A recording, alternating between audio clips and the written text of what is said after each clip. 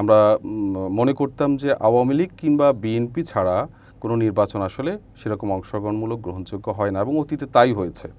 যে নির্বাচনে বিএনপি অংশ নেয়নি সে নির্বাচন গ্রহণযোগ্য হয় নাই, যে নির্বাচনে আওয়ামী লীগ অংশ নেয়নি সে নির্বাচন গ্রহণযোগ্য কিংবা অংশগ্রহণমূলক হয় নাই। কিন্তু এবার আওয়ামী লীগ ছাড়াই নির্বাচন কিন্তু অংশগ্রহণমূলক হয়েছে এবং চরম প্রতিদ্বন্দ্বিতাপূর্ণ হয়েছে।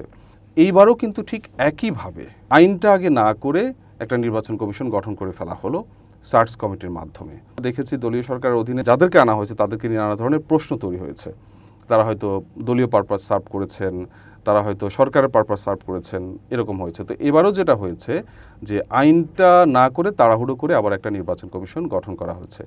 দেখা গেছে যে এক উপজেলা হয়তো 2টা আসনের মধ্যে চলে গেছে, এবং সেখানে অভিযোগ ছিল যে প্রার্থীকে হয়তো পরাজিত করার পরিকল্পনা ছিল সেই প্রার্থীর ভোট ব্যাংক যেখানে ছিল সেটা হয়তো অন্য আসনের সাথে যুক্ত করে দেওয়া হয়েছিল। জনাব একরামুল হক সায়েম, আমাদের স্টুডিওতে আপনাকে স্বাগতম। আপনাকে ধন্যবাদ। আপনি তো দীর্ঘদিন নির্বাচন নিয়ে কাজ করেছেন, reporters forum for election and democracy এর সভাপতির দায়িত্ব পালন করেছেন। এটিএন বাংলায় আপনি কাজ করছেন, চিফ রিপোর্টার হিসেবে দায়িত্ব পালন করেছেন, এখন কারেন্ট অ্যাফেয়ার্স এডিটর হিসেবে কাজ করছেন। আমরা মূলত আজকে আলোচনা করব বাংলাদেশের নির্বাচন ব্যবস্থাপনা, এইসব নিয়েই আপনার অভিজ্ঞতা, আপনার পরামর্শ, অবজারভেশনগুলো জানব। শুরুতেই জানতে চাই যে দীর্ঘদিন পরে 2026 সালের ফেব্রুয়ারিতে আমাদের একটি ইলেকশন হলো। ইলেকশন, আপনার অবজারভেশন এবং আপনার মূল্যায়ন বলেন, আগের ইলেকশনের সাথে এই ইলেকশনের পার্থক্য কতটুকু এবং কতটুকু ফ্রি, ফেয়ার, ক্রেডিবল ইলেকশন বলে মনে করেন? ধন্যবাদ আপনাকে। প্রথমত দেখেন যে নির্বাচন হলো মানে রাজনীতি কিংবা গণতন্ত্রের অন্যতম একটা উপাদান, অন্যতম গুরুত্বপূর্ণ উপাদান। কিন্তু বাংলাদেশে এই নির্বাচনই ঠিকমতো না হওয়ার কারণে, নির্বাচন ব্যবস্থা সঠিকভাবে ফাংশন না করার কারণে আমরা দেখেছি যে বড় ধরনের ক্রাইসিস বিভিন্ন সময় হয়ে উঠেছে। এবং সবশেষ এই 2024 সালে যে গণ অভ্যুত্থান হয়েছিল তার আগে আমরা এই ক্রাইসিসটা দেখেছি যে নির্বাচনী ব্যবস্থা প্রতি মানুষের একটা অনাস্থা ছিল। টানা 3 নির্বাচন একেবারেই বিতর্কিত, অগ্রহণযোগ্য এবং একদলীয় টাইপের নির্বাচন ছিল। মানে 2014, 18 এবং 24 2014 নির্বাচনকে একতরফা নির্বাচন বলে, 2018 নির্বাচনকে রাতের ভোটের কথা বলে, এবং 2024 সালকে ডামি নির্বাচন বলে। সেখানে ডামি প্রার্থী দাঁড় করিয়ে দেওয়া হয়েছিল নির্বাচন যেন প্রতিদ্বন্দ্বিতাপূর্ণ দেখানো হয়। তো এই প্রেক্ষিতে আসলে বাংলাদেশের নির্বাচন ব্যবস্থা একেবারে ধ্বংসের দ্বারপ্রান্তে ছিল। ওই অবস্থায় কিন্তু 24-এর যে অভ্যুত্থানটা হয়েছিল জুলাইয়ে, এবং সেই অভ্যুত্থানের পরে প্রায় 1.5 বছর সময়কাল ছিলেন অন্তর্বর্তীকালীন সরকার ডক্টর মোহাম্মদ ইউনূসের নেতৃত্বাধীন। সেই সরকারের আমলে একটি নির্বাচন হলো, সেই নির্বাচনের মাধ্যমে এখন যে সরকার, এই সরকার তার কার্যক্রম পরিচালনা করছে। আমরা যদি দেখি যে বাংলাদেশে 1973 সাল থেকে 2026 পর্যন্ত 13টি নির্বাচন অনুষ্ঠিত হয়েছিল। তার মধ্যে বঙ্গবন্ধু শেখ মুজিবুর রহমানের আমলে একটি নির্বাচন, জিয়াউর রহমানের আমলে একটি নির্বাচন, এরশাদের আমলে, হোসেন মোহাম্মদ এরশাদের আমলে 2টি নির্বাচন, এবং বেগম খালেদা জিয়ার অধীনে, অর্থাৎ উনি যখন ক্ষমতায় ছিলেন, ক্ষমতায় থাকাকালীন সময়ে 1996 সালের 15 ফেব্রুয়ারি একটি নির্বাচন অনুষ্ঠিত হয়েছিল, এবং শেখ হাসিনার অধীনে, অর্থাৎ তিনি ক্ষমতায় থাকাকালীন সময়ে 3টি নির্বাচন অনুষ্ঠিত হয়েছিল, যেই 3টি নির্বাচনের কথা আমরা কিছুক্ষণ আগে বললাম। 8টি নির্বাচন অনুষ্ঠিত হয়েছিল দলীয় সরকার ক্ষমতায় থেকে, এবং এই 8টি নির্বাচনই বিতর্কিত ছিল, এই 8টি নির্বাচনই অগ্রহণযোগ্য ছিল, এবং এই 8টি নির্বাচনের পরবর্তীতে আসলে দেশের রাজনৈতিক পরিস্থিতি খুব ঘোলাটে ছিল। তো এর বাইরে বাকি যে 5টি নির্বাচন, অর্থাৎ 13টি নির্বাচনের মধ্যে বাকি যে 5টি নির্বাচন, 1991 সালের নির্বাচন তত্ত্বাবধায়ক সরকারের অধীনে হয়েছে, 1996 সালের জুনে যে নির্বাচনটি হয়েছিল সেটি তত্ত্বাবধায়ক সরকারের অধীনে হয়েছিল, 2001 সালের নির্বাচন তত্ত্বাবধায়ক সরকারের অধীনে হয়েছিল, 2008 সালের নির্বাচন সেনা সমর্থিত সরকারের অধীনে হয়েছিল, সেটাকে আসলে সরাসরি তত্ত্বাবধায়ক সরকার বলা যায় না, এবং সবশেষ 2026 সালের যে নির্বাচন এটিও অন্তর্বর্তীকালীন সরকার, এটাকেও সরাসরি তত্ত্বাবধায়ক সরকার বলা যায় না, অন্তর্বর্তীকালীন সরকারের অধীনে অনুষ্ঠিত হয়েছিল। তার মধ্যে এই 5টি নির্বাচনই সাধারণভাবে গ্রহণযোগ্য হয়েছে, এবং এই নির্বাচনগুলো আন্তর্জাতিক মহলেও মোটামুটি বিশ্বাসযোগ্য হয়েছে। এই নির্বাচনগুলো নিয়ে তারপরও বিতর্ক আছে, নানা ধরনের আলোচনা সমালোচনা আছে। বিশেষ করে আমরা যদি 2008 সালের নির্বাচনের কথা চিন্তা করি, 2008 সালের নির্বাচনকে বলা হয় যে এক ধরনের ইলেকশন ইঞ্জিনিয়ারিংয়ের মাধ্যমে আওয়ামী লীগ সরকারকে ক্ষমতায় আনা হয়েছিল। এই অভিযোগ খুব বড় সড়ভাবে আছে এবং আমরা দেখেছি যে এই অন্তর্বর্তীকালীন সরকারের সময় যে তদন্ত কমিশন করেছিল যে অতীতের নির্বাচনগুলো নিয়ে, বিশেষ করে বিগত 3টি নির্বাচন নিয়ে একটি তদন্ত কমিশন করা হয়েছিল। সেই তদন্ত কমিশন বলেছে 2008 সালের নির্বাচন এক ধরনের তারা সন্দেহ প্রকাশ করেছে। 2008 সালের নির্বাচন নিয়ে তদন্ত করার তারা সুপারিশ করেছিল। এই তদন্ত শুধুমাত্র ওই বিগত যে 3টি বিতর্কিত নির্বাচন, সেই বিতর্কিত নির্বাচনগুলো নিয়ে তদন্ত করে তারা তাদের প্রস্তাবনা দিয়েছে। একই সাথে তারা বলেছে যে 2008 সালের নির্বাচনও সন্দেহমূলক এবং সেই নির্বাচন নিয়ে তারা তদন্তের সুপারিশ করেছিল। 2008 সালের নির্বাচন খুব ব্যাপক পরিসরে অনুষ্ঠিত হয়েছিল এবং সেখানে ভোটার উপস্থিতি ছিল 87%। বাংলাদেশের ইতিহাসে এটা সর্বোচ্চ ভোটার উপস্থিতি এবং সেখানে আসলে সন্দেহটা মূলত জাগে যে এত বেশি ভোটার উপস্থিতি থাকা অনেক ক্ষেত্রে অসম্ভব থাকে এবং যেখানে আসলে বড় দুই দলের ডিফারেন্স, আওয়ামী লীগ এবং বিএনপি, আমরা যদি দেখি যে ঘুরে ফিরে এই দুইটি দলই বিভিন্ন সময়ে মোটামুটি হাড্ডাহাড্ডি অবস্থানে ছিল, সেখানে এই দুইটি দলের যে আসনভিত্তিক যে ফলাফল, এটাও খুব অস্বাভাবিক ছিল। বিএনপি তখন সম্ভবত 28 থেকে 30টি আসন পেয়েছিল, জামাত 2টি আসন পেয়েছিল। তো সেটা আসলে মোটা দাগে ভোটের দিক থেকে দৃশ্যমান ভোট ভালো হলেও ভেতরে বড় ধরনের ইঞ্জিনিয়ারিং হয়েছে বলে বিভিন্ন মহল থেকে অভিযোগ করা হয় এবং সেই ইঞ্জিনিয়ারিংয়ের বড় একটা পার্ট ছিল সীমানা পুনর্নির্ধারণের সীমানাগুলোকে খুব কাটছাঁট করে ফেলা হয়েছিল। দেখা গেছে যে এক উপজেলা হয়তো 2টা আসনের মধ্যে চলে গেছে এবং সেখানে অভিযোগ ছিল যেই প্রার্থীকে হয়তো পরাজিত করার পরিকল্পনা ছিল, সেই প্রার্থীর ভোট ব্যাংক যেখানে ছিল সেটা হয়তো অন্য আসনের সাথে যুক্ত করে দেওয়া হয়েছিল। এরকম অভিযোগ রয়েছে এবং এই অভিযোগগুলোর প্রেক্ষিতে এবারও কিন্তু সীমানা পুনর্নির্ধারণে যেন এর 2008 সালের আগের সীমানায় নির্বাচন কমিশন চলে যায়, সেক্ষেত্রে কিন্তু নানা ধরনের অনেক আবেদন হয়েছিল। কোনো আবেদন নির্বাচন কমিশন গ্রহণ করেছে, সবগুলো হয়তো যাচাই বাছাই করে অল্প সময়ে গ্রহণ করা হয়নি। তো আপনার বক্তব্য যেটুকু জানা গেল যে তাহলে তো 2026-এর নির্বাচন 2008-এর নির্বাচনের যে সীমানা, মোরালেস ওই সীমানাকে ধরেই তো নির্বাচন হয়েছে। তাহলে 2008-এর এবং 2026-এর নির্বাচনের মৌলিক পার্থক্যটা কোথায়? 2008-এর এবং 26-এর নির্বাচনের মৌলিক কিছু মিল আছে, সেজন্যই আমি 2008-এর নির্বাচনের এই বিশ্লেষণগুলো করলাম। 1996 জুনের নির্বাচন এবং 1991 সালের যে নির্বাচন, এই 3টি নির্বাচন নিয়ে খুব বড় ধরনের বিতর্ক নাই এবং এই নির্বাচনগুলো আসলে বিরোধী দলও খুব বড় ধরনের অভিযোগ তুলতে পারে নাই। যদিও যারা হেরেছে তারা কখনো সূক্ষ্ম কারচুপির কথা বলেছে, কেউ স্থূল কারচুপির কথা বলেছে, কিন্তু বড় ধরনের অভিযোগ আসেনি। কিন্তু 2008 সালের নির্বাচনে বড় ধরনের অভিযোগ ছিল যে এখানে বড় ধরনের ইলেকশন ইঞ্জিনিয়ারিং হয়েছে। তারপরও রাজনৈতিকভাবে যেন অস্থির পরিবেশ তৈরি না হয়, যারা হেরেছে বিরোধী পক্ষ তারা কিন্তু এই নির্বাচন মেনে নিয়েছিল। তো বড় মিলটা হচ্ছে দুটো ইলেকশনই তত্ত্বাবধায়ক সরকারের অধীনে হয় নাই। একটা সেনা সমর্থিত সরকারের অধীনে হয়েছে, আর একটা হলো অন্তর্বর্তীকালীন সরকারের অধীনে হয়েছে।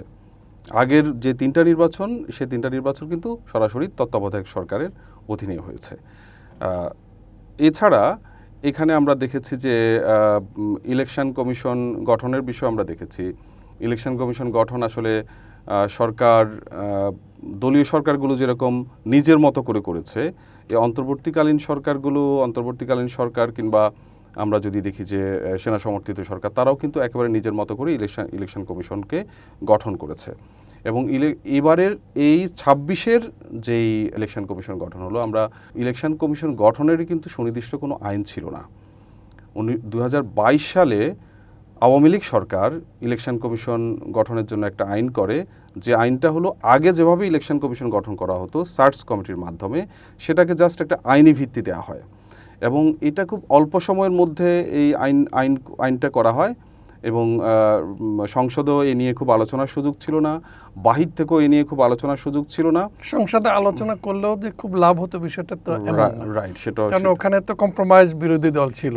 তারপরেও কিন্তু তখন ওই কম্প্রোমাইজ বিরোধী দলও কিন্তু এই আইন নিয়ে কেউ কেউ প্রশ্ন তুলেছিল, বিরোধী দলের সদস্যদের কেউ কেউ, কিন্তু খুব অল্প সময়ের মধ্যে ওই আইনটা করে দেখানো হয়েছে যে একটা আইন করা হয়েছে, একটা আইনি কাঠামো দেওয়া হয়েছে, কিন্তু মূলত এটা আগের একেবারে সার্চ কমিটি যেভাবে করা হতো সেভাবেই করা হয়েছে।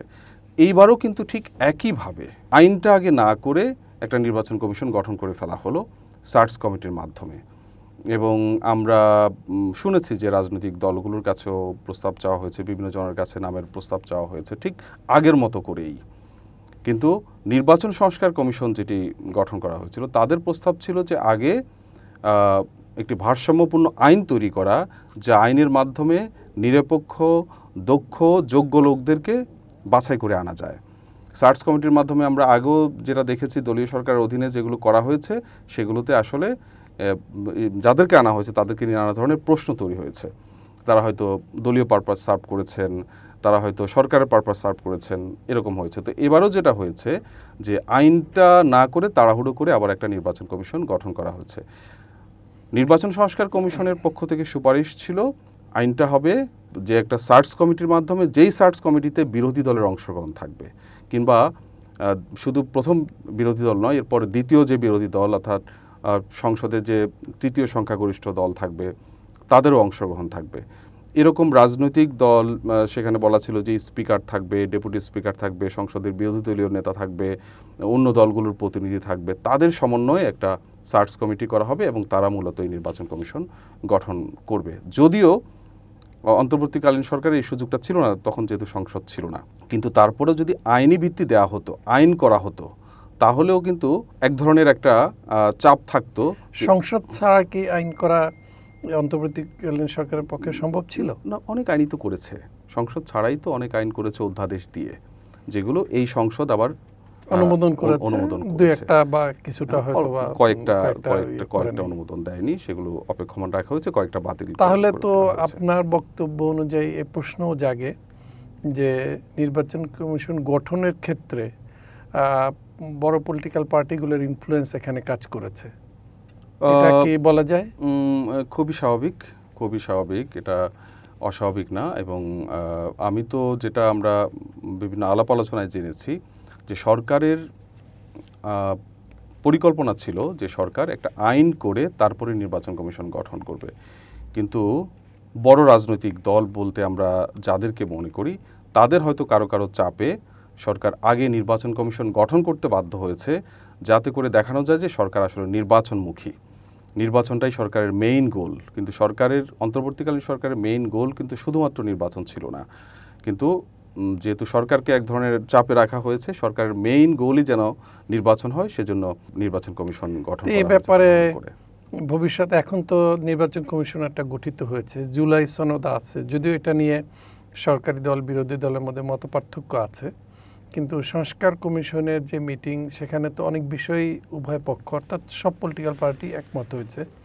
এবং আমরা যতটুকু মিডিয়ায় জানতে পেরেছি যে নির্বাচন কমিশনের এই গঠন অন্যান্য বিষয়ে মরলেস সবাই একমতই হয়েছে। এক্ষেত্রে আপনার অবজারভেশন কি যে নির্বাচন সংস্কার কমিশন যে সুপারিশগুলো দিয়েছে এটা কি ভবিষ্যতে বাস্তবায়ন হবে? বিশেষ করে সামনেই তো আপনি যা আলোচনা করলেন সবগুলোই হলো জাতীয় সংসদ নির্বাচন, এর বাইরেও তো স্থানীয় সরকার নির্বাচন সহ নির্বাচন কমিশনকে অনেক দায়িত্ব পালন করতে হয়, যেখানে দলীয় প্রভাব সহ আরও অনেক বিষয় থাকে। তো এই ভবিষ্যতে যে স্থানীয় সরকার নির্বাচন, এই ব্যাপারে আপনার রিকমেন্ডেশন কি থাকবে? প্রথমত হলো যে এই প্রস্তাবের কথা আপনি বলছেন নির্বাচন সংস্কার কমিশনের পক্ষ থেকে যেগুলো করা হয়েছে, এগুলো বাস্তবায়ন হোক না হোক এগুলো একটু দলিল হয়ে থাকবে। কেউ যদি বাস্তবায়ন করতে চায়, কারো যদি আকাঙ্ক্ষা থাকে সেরকম পজিটিভ, তারা হয়তো এগুলোকে দলিল হিসেবে, কারো বলতে আপনি কাকে বোঝাতে চাচ্ছেন? এই সরকার না হোক, পরবর্তী সরকার হোক, মানে সরকার অর্থাৎ প্রশাসন যন্ত্র, এটা মিন করতে চাচ্ছেন? রাইট। সবই তো আসলে সব প্রস্তাবই তো একটা সময় একই সাথে বাস্তবায়ন হয় না।